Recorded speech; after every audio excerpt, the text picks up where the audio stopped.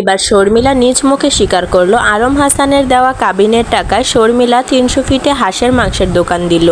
তো আজকে আপনাদের জন্য আছে ধামাকা একটি খবর। শর্মিলার বয়ফ্রেন্ড নিয়ে শর্মিলা কি বলেছে এবং শর্মিলা আলম হাসানের কাছ থেকে কাবিনের টাকা নিয়ে কি বলেছে এবং শর্মিলা সেই কাবিনের টাকা দিয়ে কি করেছে সেটাই জানবেন আপনারা আজকের ভিডিওতে। শর্মিলা এবং আলম হাসানের ডিভোর্স হয়ে যাওয়ার পর সবাই যখন দর্শকরা আলম হাসান এবং শর্মিলার কাবিনের টাকা নিয়ে প্রশ্ন তুলেছে, তখন আলম হাসান একটা ভিডিওর মাধ্যমে জানিয়েছে যে আলম হাসান শর্মিলাকে 3 লক্ষ টাকা দিয়েছে কাবিনের, আর তাদের কাবিন হয়েছিল 4 লক্ষ টাকার। কিন্তু 1 লক্ষ টাকা উসুল থাকার কারণে আলম হাসানকে সেই 1 লক্ষ টাকা দিতে হয়নি, কিন্তু 3 লক্ষ টাকার পুরোটাই আলম হাসান দিয়ে দিয়েছে শর্মিলাকে।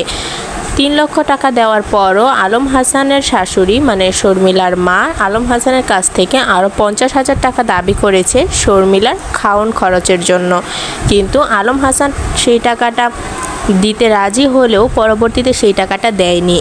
তবে সেই কাবিনের টাকা পাওয়ার পরপরই আলম হাসানের বউ মানে শর্মিলা এক্স ওয়াইফ সে হচ্ছে হাঁসের মাংসের দোকান দিয়েছে 300 ফিটে। এটা নিয়ে সবাই প্রশ্ন তুললে যে আপনি এত টাকা কোথায় পেয়েছেন, যেহেতু শর্মিলারা হচ্ছে মধ্যবিত্ত ফ্যামিলির মেয়ে, আর এই হাঁসের মাংসের দোকান দেওয়াটা একটু বেশি অস্বাভাবিক।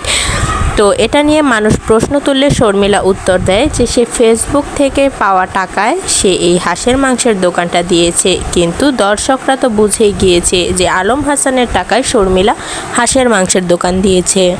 তবে দর্শকরা যখন দাবি করেছে যে শর্মিলা মিথ্যাবাদী এবং শর্মিলা আলম হাসানের টাকায় দোকান দিয়েছে, সেক্ষেত্রে শর্মিলা কোনো উত্তর দেয়নি এবং পরবর্তীতে শর্মিলা বলেছে যে মুসলিমদের বিয়ে হওয়ার পর কাবিনের টাকা একটি মুসলিম মেয়ের পাওয়া হালাল এবং সেটা তার হক এবং অধিকার। তবে মুসলিম রীতি অনুযায়ী বিয়ে হওয়ার পর বাসর রাতেই তাদের সেই কাবিনের টাকাটা দিয়ে দেওয়া উচিত, কিন্তু সেই মোতাবেক মুসলিমদের রীতি অনুযায়ী আলম হাসান আমাকে সেই টাকাটা দেয়নি, কিন্তু এই টাকাটা পাওয়া আমার অধিকার, যার কারণেই আমি এই টাকাটা নিয়েছি। এটা নিয়ে এত নেগেটিভ মন্তব্যের কিছু নেই।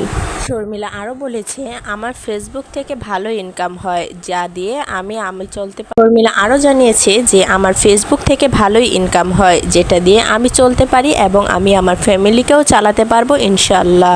তবে শর্মিলা ডিভোর্সের পরও যেন এখনও আলম হাসানকে নিয়ে ভিউ ব্যবসায় চালিয়ে যাচ্ছে। আলম হাসানের সাথে মূলত তার দ্বন্দ্বটা লেগেছিল এই ভিডিও করা নিয়ে। শর্মিলা আলম হাসানের ভিডিও করতে চাইতো না এবং আলম হাসান শর্মিলাকে জোর করে হচ্ছে তার চ্যানেলে ভিডিও করাতো এবং শর্মিলাকে ভিডিওতে আসতে বাধ্য করত, যার কারণেই মূলত তাদের মধ্যে দ্বন্দ্বটা। কিন্তু শর্মিলার ডিভোর্সের পর শর্মিলা এখন ভিডিও করেই টাকা কামাচ্ছে।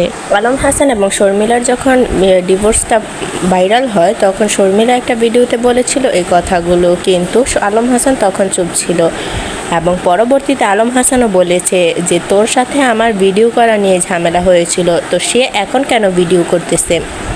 সে যেহেতু বলেছে যে তার সাথে আমার ভিডিও করা নিয়ে ঝামেলা হয়েছে, তো সে বন্ধ করে দিক না ভিডিও। তো সেক্ষেত্রে আলম হাসানকেও শর্মিলা বলেছে যে তার ঘরের যা কিছু আছে সব কিছুই শর্মিলার হাতের ছোঁয়া, তো আলম হাসান যেন সেই সবগুলো বিক্রি করে দেয় যদি তার মুরত থাকে।